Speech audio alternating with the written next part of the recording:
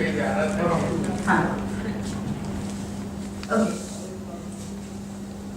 And some of you are better judges of whether this kind of articulation will work, because there's one way in which one thinks you can articulate, but obviously some of these things, when they are not practicable and so on, or when they are too vague in their terminology, I guess it doesn't work. So Ranja and others, I think you're better judges.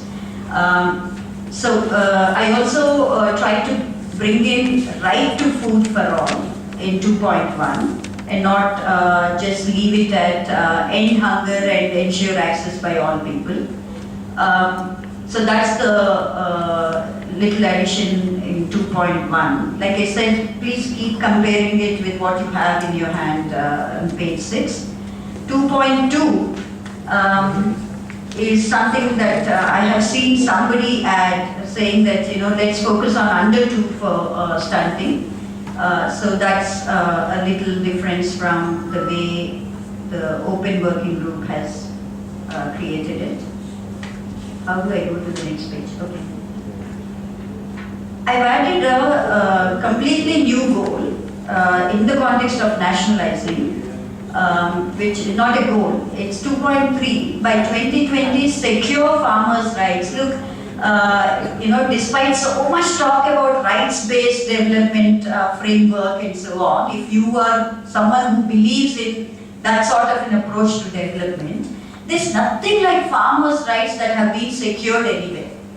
Legally, the only farmers' rights that are given in a residual manner is in the context of something called Plant Varieties Protection and Farmers' Rights Act in India, where after giving away IPRs to breeders and others, farmers are allowed to sow, save, exchange seeds. It's a residual right that's given to them. Though the legislation makes itself appear as though it's a legislation meant for farmers. So when the UNHRC, it's run into problems already, but it's already discussing International Convention on Peasant Rights. In that context, it seems useful to have a legal framework around farmers' rights, and that is what I try to bring in 2.3. By 2020, which is quite far away actually, secure farmers' rights in a legal framework to guarantee minimum living incomes and social security, to stop alienation of resources, to provide productive resources, especially when someone is landless and so on. So one is stop the negative process, but also proactively start a process of guaranteeing and ensuring productive resources to all farm households, and to guarantee risk insurance in farming. In the present context, to talk about sustainable development goals without understanding that farming is a highly risky business in the context of climate change and even otherwise. So unless you build in those elements of risk insurance, both in a technical manner and in an institutional manner, farm crop insurance in India is pathetic, for instance. So I try to bring that in, and to ensure environmental sustainability in farming practices. So to give all of these as rights to farm households is something that I am proposing as 2.3. 2.4 is something again that's been picked up from 2.3 of the SDGs listed here. Sustainably double the food productivity and incomes of small-scale food producers, and equal access to men and women to land,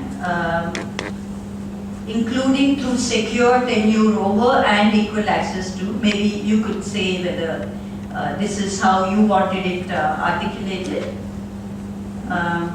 Anisa? Yeah, 2.4.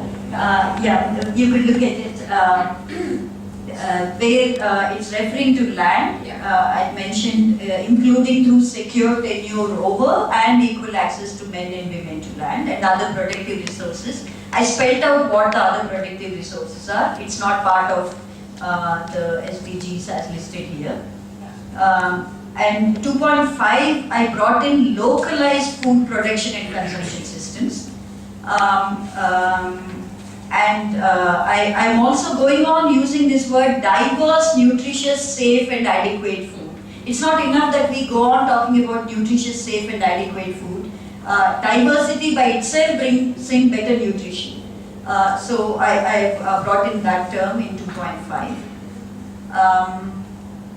2.6 in the July SDGs list is essentially about XC2 gene banks, which are not useful at all in any real sense. They are useful only for corporations to access germplasm from XC2 gene banks.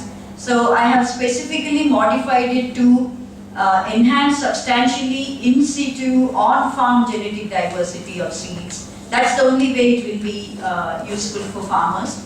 And guarantee farmers control over such diversity, especially women farmers, and cut out the last bit.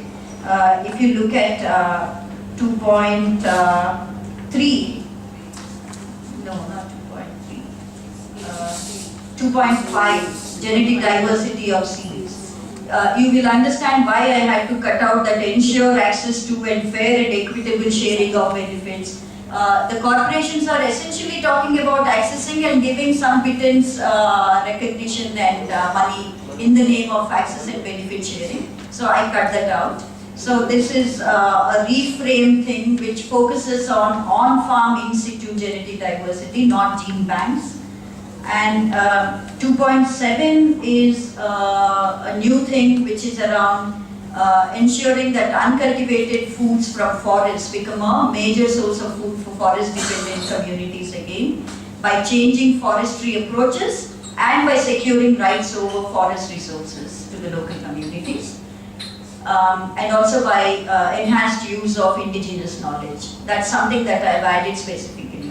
So,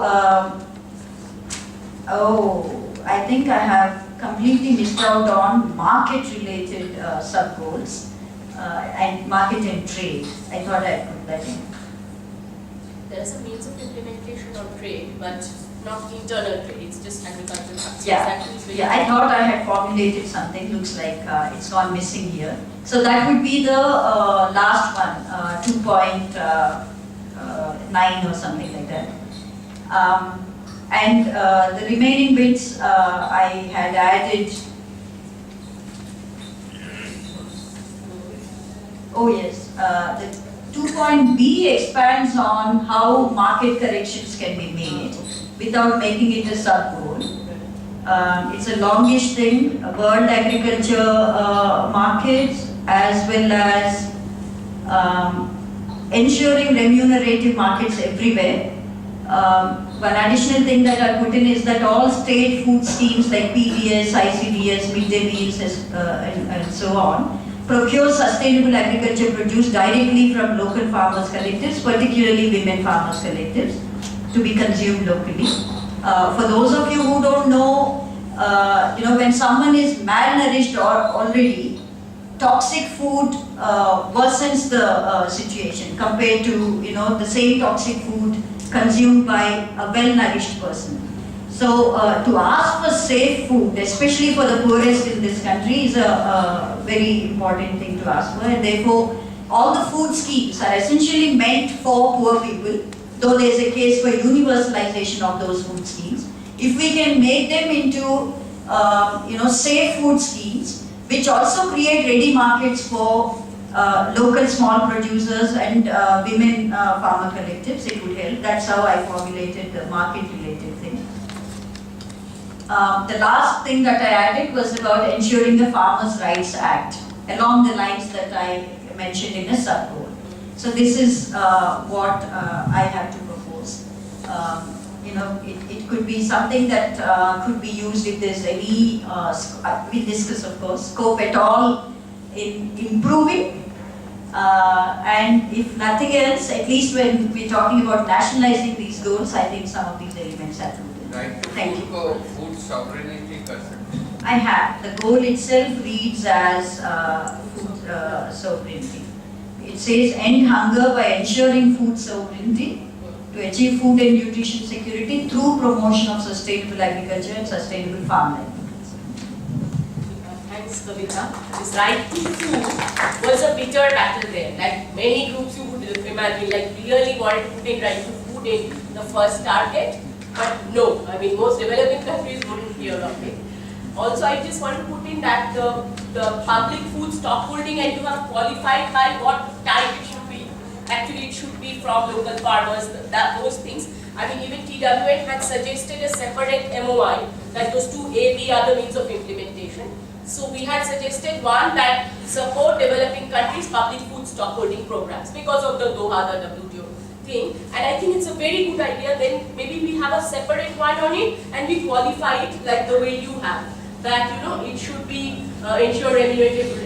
Like initially you talk about the public food stockholding one because the Indian government would support it. I mean globally they are fighting for it, so they would have supported. Developed countries would resist it at the global level. But it gives us, I think, then the perfect opportunity nationally to tell the government, okay, we'll support your public stockholding program provided it's from farmers, and there should be some qualifiers on how they run that program. So I think your language here is very good, and I would suggest separating it as a separate, like 2B or something, if 2A is the other one. So we could then kind of really see what kind of programs the government should run and have a separate MOI on that.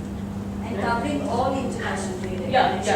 No, it's not. Public food stockholding is not just about, it's not about trade, it's about our domestic policy. And what you say, that it should be, government should be free to pursue their own public food stockholding program, which implies that Doha, WTO cannot tell you how to run it. But it should be done in such a way. You should take from local farmers, etc., etc. That condition we put on your list. So, okay, and then who has a, I would suggest.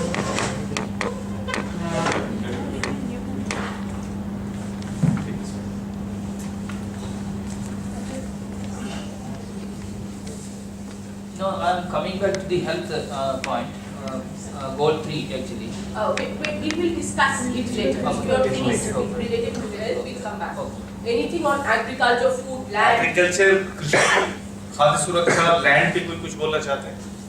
Or reflecting, I mean, commenting on Kavita's proposal, anything else you want to add, Alisa? I think the main thing was, basically talking about land rights, not just access and ownership. That is really a must, and I think you mentioned the secure land security, and that's what basically, and separating it as men and women. That's been the two kind of key things that we as landers have been proposing. So as long as it's there. Please introduce yourself and then. I'm Dr. Sir. I've been in teaching, research, and outreach programs. And last year I was in the planning commission for about 6 years, dealing with decentralized planning in the country. मुझे बहुत अच्छा लगा ये देखकर कि आपका बड़ी अच्छी मेहनत की है, ये जो आपने कुछ पॉइंट आउट किए।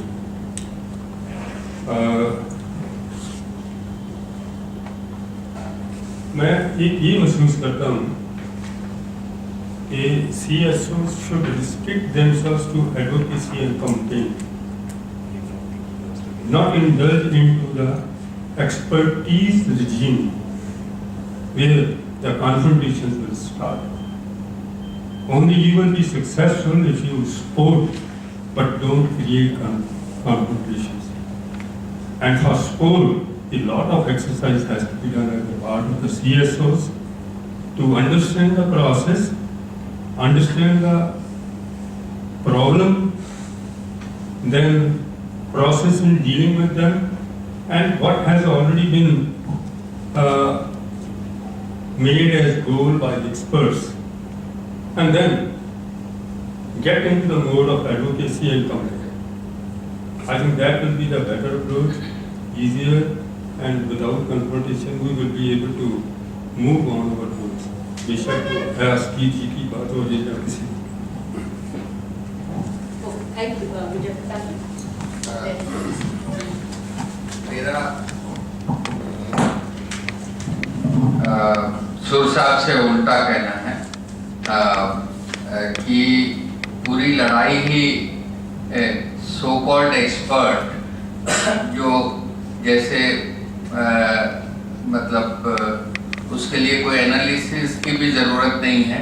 टेलीविज़न पे एक बार प्रोफेसर हक हैं आजकल डायरेक्टर हैं शायद काउंसिल फॉर सोशल डेवलपमेंट के, तो जीएम फूड पे बहस हो रही थी, तो बहुत पुश किया। एक पेड यंग साइंटिस्ट थी, उसने कुछ पर्चे लिखे थे, तो बार बार अपने पर्चे का कह रही थी। तो अंत में हक साहब बहुत ही मॉडरेट जबान में बोलने वाले हैं, आप जानते हैं सोच साहब उनको, उन्होंने कहा कि हमारे अधिकांश साइंटिस्ट मॉन्सेंटो की हॉस्पिटैलिटी उसके पेरोल पे हैं, इसलिए साइंटिस्ट व्यू की दुहाई देना जो है वो जरूरी तौर पे साइंस के बारे में नहीं है।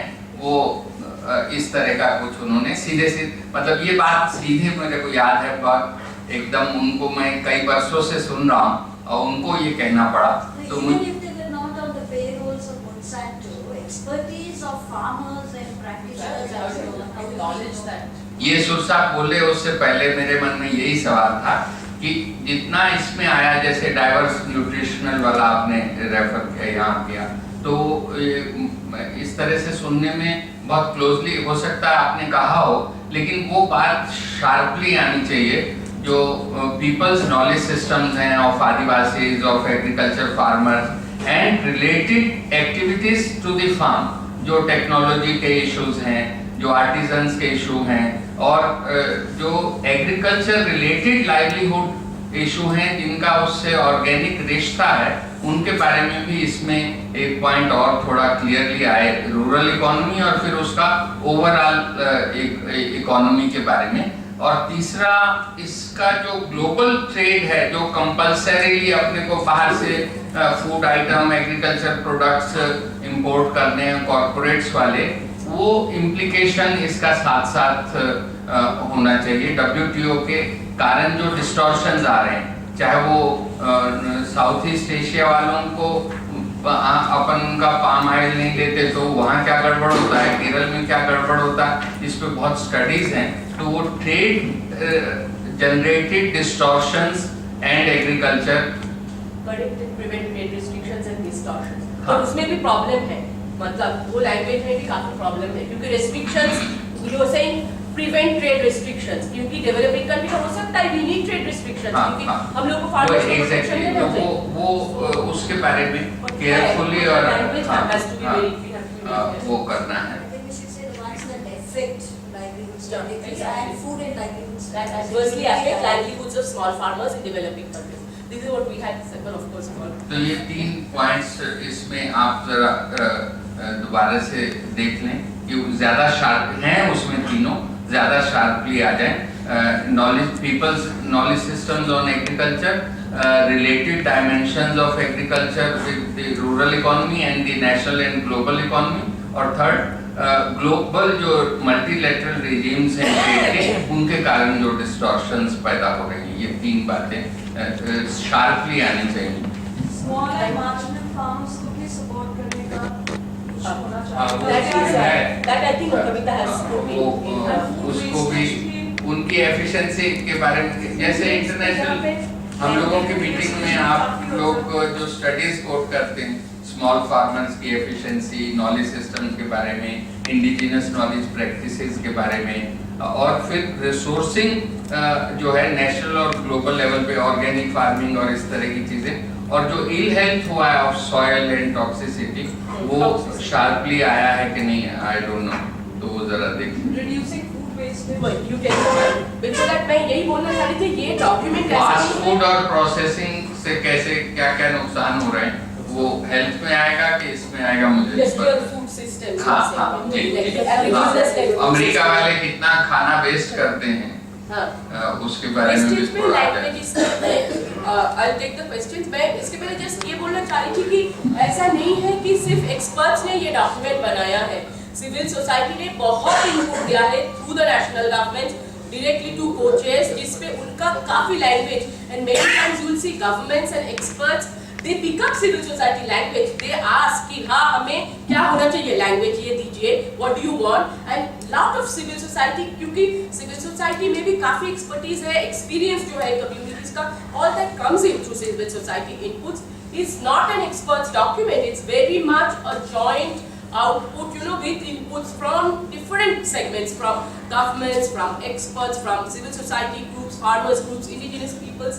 it is a mixed document and it needs to show that perspective from every segment of society, not just experts, I think. You, and then I go to that side. I had already put up the 2 points. एक था small and marginal farmers को incentive provide करने का, so that जो areas, I mean talking about sustainability and climate change, which are prone to climate disasters, जहाँ पर small farmers, as we know, 80 to 90% हैं India में small and marginal farmers, और Asian countries में जहाँ पर agricultural economy है, small and marginal farmers ज़्यादा है, तो उनको incentive provide करने का, food wastage reduce करने का, storage system कुछ ऐसा बनाने का कि food wastage minimal हो, क्योंकि around 27-30% food wastage भी होता है. I think him at the back is really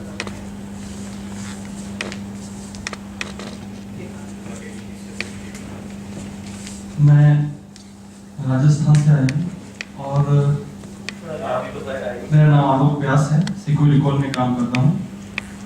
हम लोग किसानों के साथ, किसान संगठनों के साथ शुरू से काम कर रहे हैं और बहुत से अभियान कविता जी यहाँ हैं, हम लोग देश भर में राजस्थान में चलाए हुए हैं.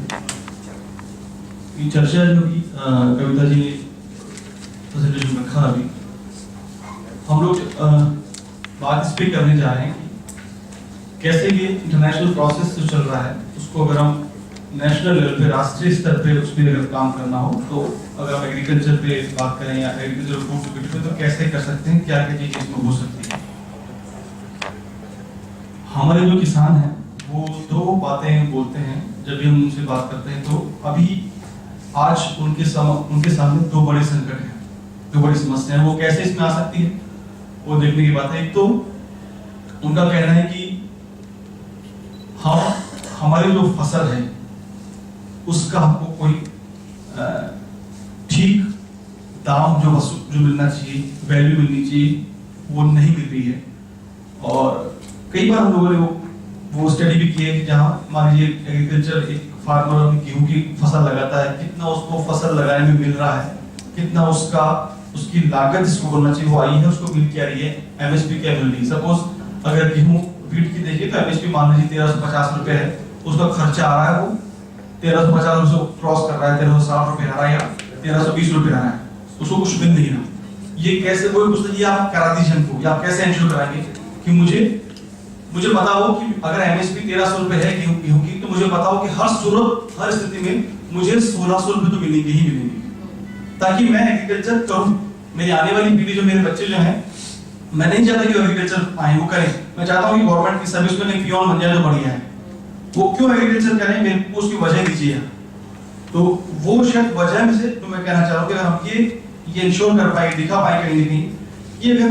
और दूसरी बात जो हमको शायद करनी चाहिए, एग्रीकल्चर स्टेट का सब्जेक्ट है. इस पूरे एग्रीकल्चर और फूड सिक्योरिटी में हमको कहीं ना कहीं स्टेट के साथ भी काम करने की ज्यादा जरूरत होगी. और स्टेट में भी हम लोगों के स्टेट के साथ लोकल से हम गवर्नेंस, जो पंचायतों के साथ, ग्राम पंचायत है, पंचायत इंस्टीट्यूशंस हैं, उनके साथ हमको. दूसरी, कैसे हम एनिमल, केवल एग्रीकल्चर के साथ साथ एनिमल हस्बेंड्री, डेयरी, बहुत सारी चीजें हैं जो कि शायद किसानों को लाइवलीहुड सिक्योर करने के लिए मजबूती से आगे आ सकती हैं. क्या उस पर हम बात कर सकते हैं, कैसे एनिमल हस्बेंड्री को बढ़ाया जा सकता है. आज किसान जो है, मैं आपसे जो बात कर रहा हूँ वो जमीन की बात कर रहा हूँ. जमीन में किसान क्या सोच रहा है, वही सोच रहा है कि मेरे को अगर एक भैंस मिल जाए, एक गाय मिल जाए, 2 गाय मिल जाए, तो मैं कम से कम उससे मेरी लाइवलीहुड चल सकती है कि मैं डेयरी से या गाय के दूध को बेच करके, भैंस के दूध को बेच करके अपना परिवार चला सकता हूँ. केवल एग्रीकल्चर पे केवल एग्रीकल्चर पे अपनी लाइवलीहुड चलाना बहुत मुश्किल हो गया उसके लिए. दूसरी चीज वो कहता है कि मेरी जमीन है, मेरी जमीन के पास, मेरी जमीन के लिए मेरे घर के बाहर रोज सुबह लाइन लग जाती है बड़े बिल्डर्स की, प्रॉपर्टी डीलर्स की. वो कहते हैं कि 50 लाख रुपए ले लीजिए, आप 60 लाख रुपए ले लीजिए, और मेरे बच्चे मुझसे कहते हैं कि आप बेचते क्यों जमीन को. वो मुझे प्रेशराइज करता है कि भाई 50 लाख रुपए मिल रही है हमारे को, क्यों नहीं बेचते हो आप, पूरे जीवन भर आप. वो उनका अपना सुझाव ये है कि ये रुकवाइए. यहाँ उन लोगों का कहना है जो कि बड़े बुजुर्ग हो गए, ये लालच जो आ गया है, वो कैसे, क्या गवर्नमेंट ऐसी पॉलिसी बना सकती है, क्या हम लोग इसमें हमसे कहते हैं कि आप आपकी पॉलिसी जो इस तरह बात कर सकते हैं कि सरकार को बाध्य करें कि एग्रीकल्चर लैंड को किसी भी तरह से बेचा भी जाए, इस तरह से नहीं बेचा जाए कि जहाँ पर आप उस लैंड पे, फर्टाइल लैंड पे आप इंडस्ट्रीज खड़ी कर रहे हैं या बड़े बड़े मॉल बना रहे हैं, तो वो कैसे इंश्योर हो? क्या हम इस राष्ट्रीय स्तर की बहस में, इस चर्चा में इन सब चीजों को शामिल कर सकते हैं कि जमीन की बात जो आपसे कह रहा हूँ, जो किसान कह रहे हैं, वो आपसे मैंने शेयर की। एक पॉइंट और है, मीट बेस्ड डाइट रिड्यूस भी करना चाहिए इस वजह से क्योंकि इंडिया एक लाइवस्टॉक रेयरिंग कंट्री बन चुकी है, इस वजह से ग्रीन हाउस एमिशंस भी ज़्यादा हो गए हैं।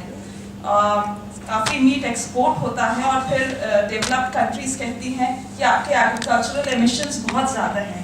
ये बात नहीं नोट करती हैं कि उसमें से काफ़ी एमिशंस इस वजह से है क्योंकि लाइवस्टॉक आपके वहाँ एक्सपोर्ट करा जा रहा है। तो I think meat based diet reduce करने का और क्रॉप और वेजिटेबल्स प्रमोट करने का। एक इधर पहले हैं, उनके बाद आप लोगों का नंबर आएगा। ये सब फैसिलिटेटर्स हैं, माइक इसके हाथ में आता है। सबको मौका मिलेगा।